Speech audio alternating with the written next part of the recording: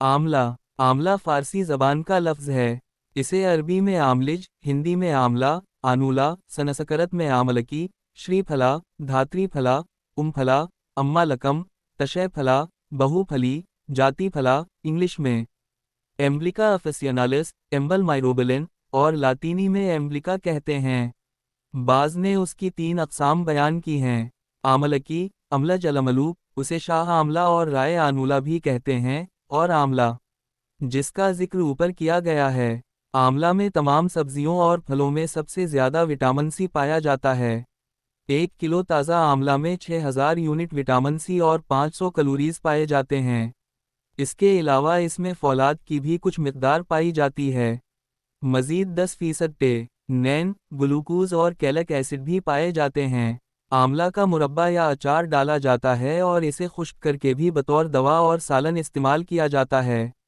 ताज़ा आमला का रस सर्द, ताजगी बख्श, पेशाब आवर और दिल को तक़वियत देने वाला होता है। दिल की कमज़ोरी, घबराहट, खफ़कान, मालीखुलिया वगैरह को दूर करने के लिए निहायत मुफीद है। आमला दिमाग और नज़र को ताकत देता है और क़ुव्वत हाफिज़ा को बढ़ाता है। उसके साथ साथ मुइद्दा और आंतों की साख्त को मजबूत बनाता है। आमला सफ़रा और खून के दबाव को तस्कीन देता है और दस्तों को भी रोकता है। प्यास की शिद्दत में कमी लाता है। चक्कर आने की तकलीफ़ में खुश्क आमला 9 माशा, खुश्क धनिया 9 माशा रात को पानी में भिगो रखें। सुबह पानी छानकर मिश्री मिलाकर इस्तेमाल करें। चंद रोज़ के इस्तेमाल से इस तकलीफ़ से निजात मिल जाएगी। गर्मियों में प्यास की शिद्दत में खुश्क आमला एक छटांग मिट्टी के किसी बर्तन में पानी डालकर भिगो दें। जब भी प्यास महसूस हो ये पानी इस्तेमाल करें।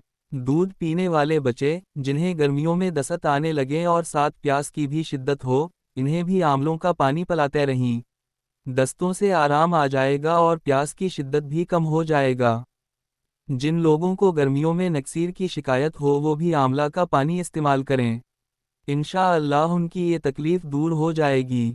अगर पेशाब या पाखाना के साथ खून जारी हो तो 1 तोला आमला पानी में पीसकर मिश्री या शक्कर मिलाकर पिलाने से ये तकलीफ़ ख़त्म हो जाएगी।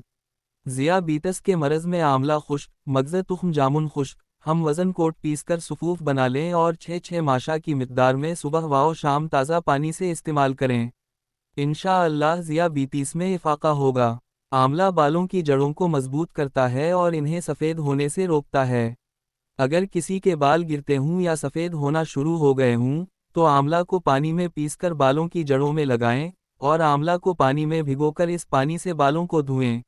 बाल गिरना बंद हो जाएंगे और सफ़ेद होना भी ख़त्म हो जाएंगे।